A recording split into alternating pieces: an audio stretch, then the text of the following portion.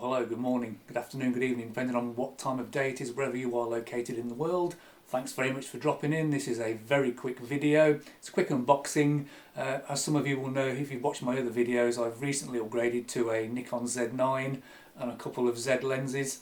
I've also just purchased, and I'll caveat this by saying I don't shoot a lot of video, but however I do still shoot video. So I've just purchased this Nikon MC-N10 remote, which gets me off the camera when I'm shooting video, so I don't have to touch the Z9. Obviously when you're touching and fiddling with buttons and settings on the Z9 whilst videoing, you can introduce camera shake, and even with the IBIS control or lenses with VR control, touching the camera will always impart some form of camera shake, especially on long telephoto lenses such as a Nikon 600mm f4, a 400 400 2.8. You will always get camera shake regardless of how good the IBIS or VR is. So I've bought this to get me off the camera. This is a quick unboxing. I'm then going to start using this, shoot some videos, and I'll come back in maybe a month's time and give you my review on how I think this actually works, and is it better than using the camera itself. I'm guessing it's going to be, otherwise Nikon wouldn't sell it and I wouldn't have purchased it. I got this a good buy actually from an online company in the UK. I prefer to say England because I live in England. An online company in England called Cotswold Cameras. I found this at a really good price, £349 new. That included delivery. The average is around £3.99 to £4.50, so I did quite well and I saved, and they delivered quite quickly. It took 8 days from the day I ordered to the day it was delivered. So let's get on with this unboxing, and as you can see, it's your typical Nikon unboxing, and like I said, this isn't going to be a long unboxing because there's not going to be a lot in here. So let's get on with it and start. As is always, Nikon have the normal tabs. I should point out I've not unboxed this yet. I took it out of the brown paper bag that it came in, but I've not unboxed it, so let's get on with this. And inside we have your usual A to Z of languages, Nikon instructions and how to use. This goes from probably Azerbaijan to Swahili. So are they worth being printed anymore? You can probably get this as a download online in a PDF format. In fact, I know that you can because I've already downloaded it to my computer. So this will be surplus to requirements and won't get used by me. Nikon very kindly, I wish they'd do this all the while, also include the correct cable for use to connect the remote to your Z9 or your Z8, I should say, because this also works with the Nikon Z8 camera.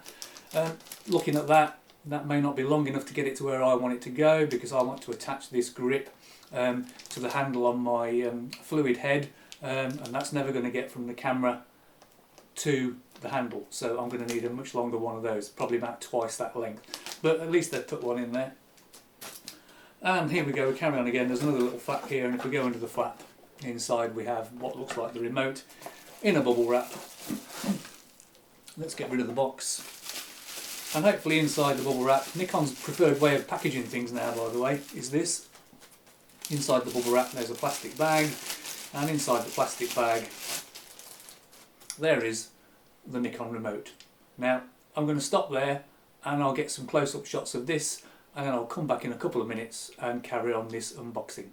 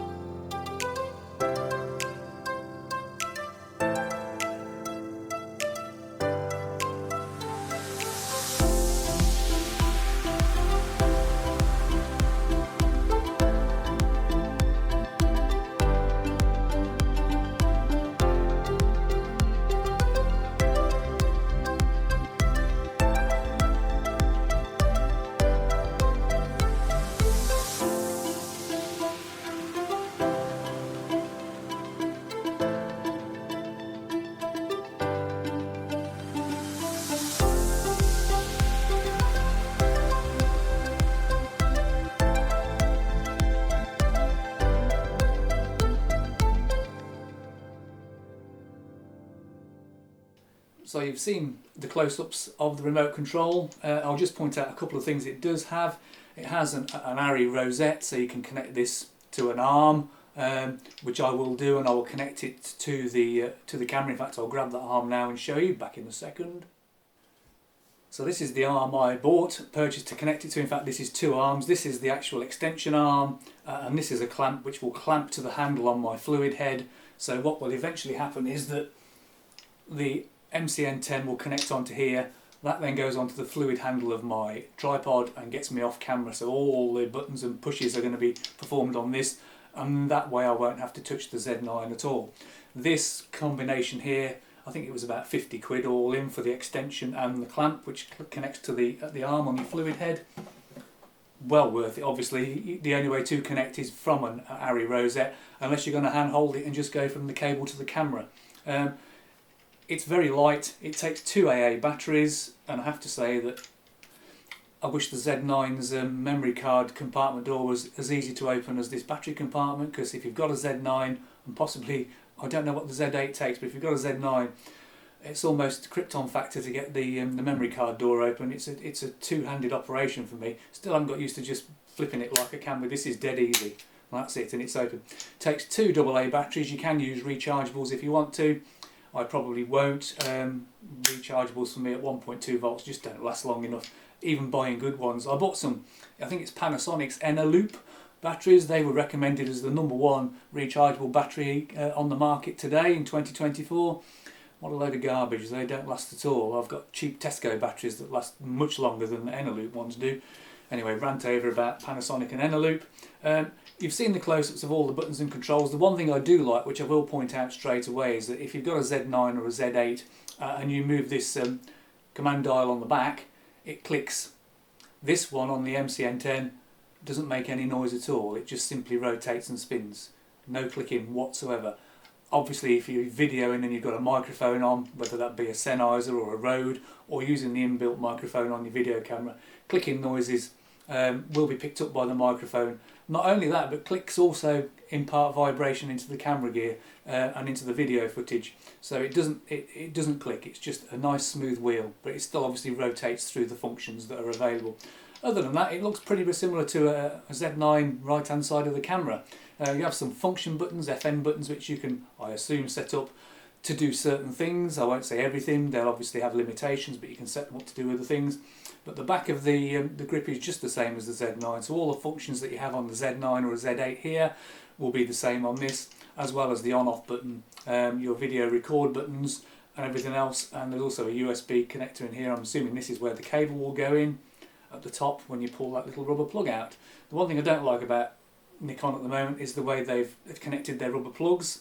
The ones connecting the rubber covers on the Z9 are just ghastly, terrible. My D500 have much better rubber covers. These little tongues that they're attached to are going to break without a shadow of a doubt, and trying to get a new one attached is going to be quite difficult to do without stripping them down, I would gather. Anyway, that's my rant over. So anyway, bear with me. This is the Nikon MC-N10 remote, and I will go away and use it, and I'll come back in a month's time and give you my initial thoughts. And hopefully this will be positive, because this is going to get rid of a lot of camera shake when I'm videoing with long telephotos. So take care. You can like this video, you can dislike it, I don't care. Nikon don't pay me for doing this, and neither does anybody else. I don't get paid for my YouTube videos, so I don't really give a stuff if you like the video or not. I do this to help Nikon users and other photographers out in general. And by the way, if you haven't seen my Nikon Z9 unboxing, it's probably the previous video to this or the one before. Go and have a look at that. And there's also a video about my initial thoughts of the Nikon Z9 after using that for a month or so. So go and take a look at those. In the meantime, I'll crack on and start using this, and I'll come back and let you know how I feel about it in a month's time. Take care, stay well, see you later. Bye for now.